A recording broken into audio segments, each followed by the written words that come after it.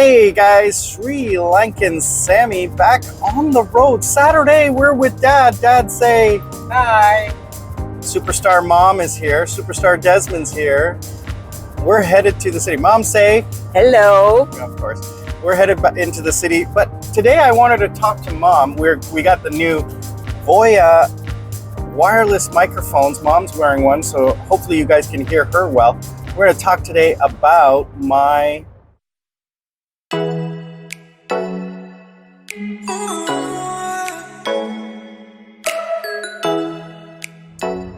road construction.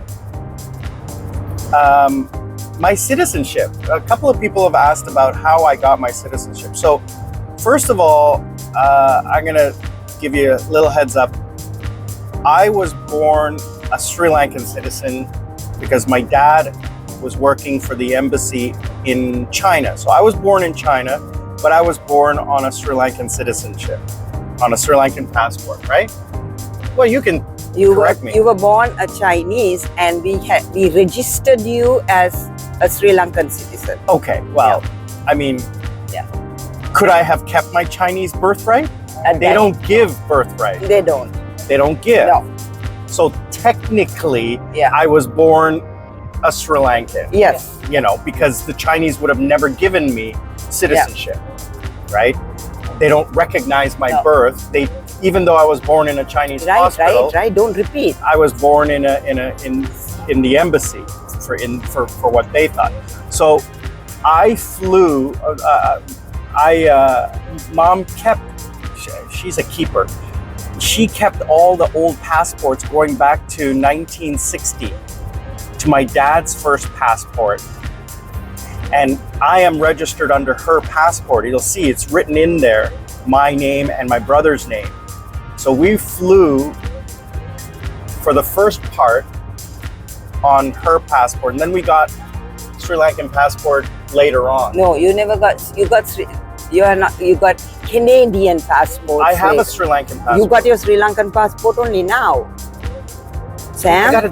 Recently. yeah, okay. I got to double check that. So there's nothing to double check. You're right. You're right. The Sri Lankan passports we never had. Yeah. We were registered under you. Yeah. The first passports were the Canadian ones when you were 10 and Chana was 8. Yes, when we were coming back to Sri Lanka. So yeah. I had my Sri Lankan citizenship registration, but I never had a passport. And then at the age of about 5 or 6, you never had a Sri Lankan passport. That's what I just said. I just said I was registered as a Sri Lankan citizen, but I never had a passport. I said that. Yeah. So in 1976, 70, the late 70s, when we came to Canada, I became a Canadian citizen. At what point did I have to renounce my Sri Lankan citizenship? He never did. You never did? No. At 18, I remember doing something. At 18, you changed your name from Samantha to Sam. All right. Yeah, that's another story. I'll tell you guys that later. So I never. So how did I not keep my Sri Lankan citizenship if I never renounced it? You never renounced your radar. You never renounced your. We never renounced, Sam. We never did. Okay. So how did we lose it? We didn't lose it as such.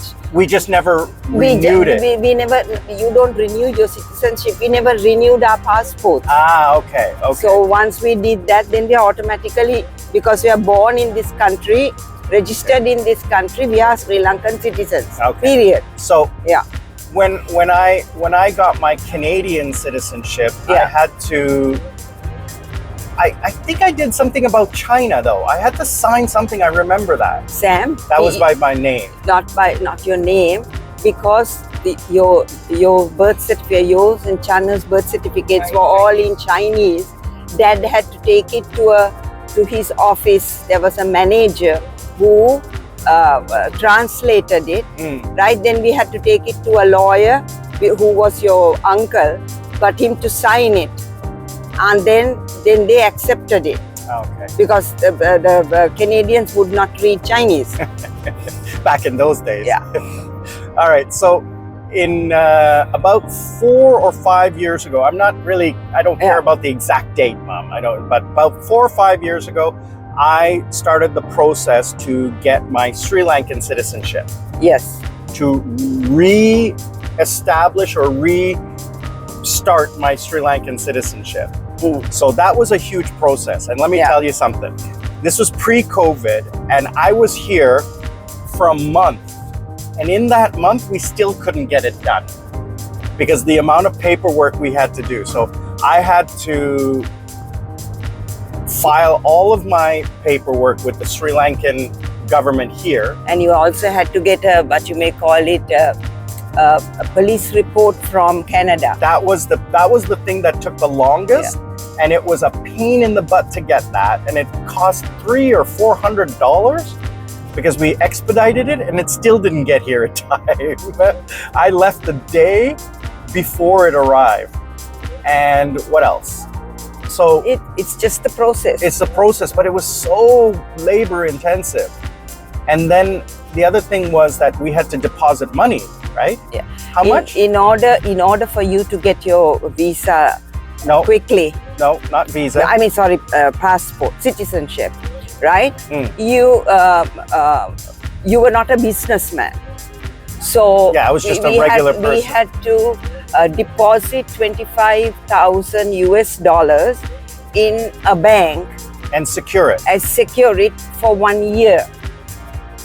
At no interest. No, they paid interest. Oh, okay. At the end of that 1 year, they gave it back to us. After you became a citizen, they gave it back to us. And what was the reason behind that thinking? That was just one of the regulations, and I'm sorry, I don't even know why. Because I suppose because you were, how would you call it? You were not technically qualified, maybe, or you are not a businessman bringing loads of money into the country. They didn't want you just to get a citizenship. They wanted you to buy a citizenship. What I'm saying is that leaves the scum out of the thing, right? If you don't have the money, you can't do it. So that clears that part. So then I got my passport, and it was delivered to you guys before when I wasn't even here. So I had to give them a letter of power of attorney or something like that to pick up my passport. And then when I came back to Sri Lanka 2 years ago, I went and got my NIC card, which is my national identity card. So it's my ID card. But I don't carry that around because then last year I went and got my driver's license. And I didn't have to take the road test. I just exchanged my Korean driver's license for a Sri Lankan driver's license. So I have a car license and a motorcycle accreditation on that as well. So I have a Sri Lankan passport, a Sri Lankan national identity card, and a Sri Lankan driver's license. All thanks to Mom. So I'm a full citizen. Passport's 10 years? Yeah. Driver's license is 10 years. The NIC, that never expires. Driver's license doesn't cease. No, it's got 10 years. It's new to me now. It's new. So, yeah, but the process of the bureaucracy. The one thing I hated was we went down to the passport office or whatever, the big new office. Yeah, the remember? immigration. So immigration office, and we went there, and we deposited our information, my information, and then you have to wait for them to call out your number. Now all these people, they rush up to the counter, pushing and shoving but they're calling your number. Like, just sit there and wait until they call your number. It's not like someone's going to steal your paperwork, but they just rush up. It was annoying as heck. Then the second thing is we're waiting there an hour, maybe more, and they had not called my number yet. They had called other numbers, and I'm like, what? Oh, they mistakenly called the wrong number. They couldn't read the number on my paper and were calling the wrong number. It was like 15 minutes it was ready, and we were sitting there for an hour and a half. Mom had to go and call somebody that she knows. Not that I know. I went and spoke to the defense somebody there, the head honcho. Mom always goes to the top chief. She doesn't stick her, you ever want a fixer? Mom is the perfect fixer. You know what a fixer is, right? I know. You never want to get on her bad side when you're talking bureaucracy. But the thing about Sri Lanka and bureaucracy is it is ridiculous. Yeah. And that is part and parcel because it is an antiquated system. It is an analog system. So it's all paper. And that is because the government is unionized. So they need to have those human bodies there to generate income for the unions. That's my personal opinion. Yeah, it's true. All right. They don't want to automate because that would get rid of human beings. And it's the same thing that happened in Toronto with the TTC, with the Toronto Transit Commission. They didn't want to change to the paid cards because that would get rid of all the ticket takers. Presto, yeah. So that was a pain in, that was ridiculous. Automation getting rid of human beings. I understand people losing their jobs. What is this guy doing? But they can always find something else. Yeah, they can always be retrained for something else. But the bureaucracy here, the thing is that Sri Lanka is a socialist country and the bureaucracy employs a lot of people. So if the government got rid of people, they would go on social assistance, which is the same thing, or they wouldn't be able to find jobs. Do you know what the unemployment rate is in this country? I don't know, Sam. Okay. Oh, not shortcut this time. Desmond tried to take a shortcut and it didn't work out. Tried to cut the intersection. All right. So thanks, Mom, for getting me my citizenship. You're welcome. And the bill will come sometime. The bill will come sometime? Yeah. Well, I just raised you from the number 7 worst nursing home to the 6th worst. Okay. Thank you. So 6th best. Yeah. 6th best. So I raised you up, okay? Thanks, guys, for joining, liking, and sharing, and commenting. Mom says, bye-bye. What, Mom? No, people must what? People must like. Please like and subscribe. And Dad, what should people do? Like and subscribe. Like and subscribe. Why? Because it is Sam's. And what about you, though? You're here.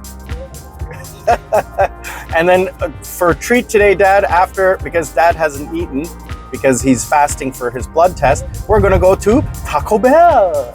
Before Taco Bell, we are going, Dad will have coffee and tea in the cafeteria downstairs. Cafeteria, yeah, because he's hungry. Yeah. He's starving marmot. Yeah. All right, we'll see you guys on the other side.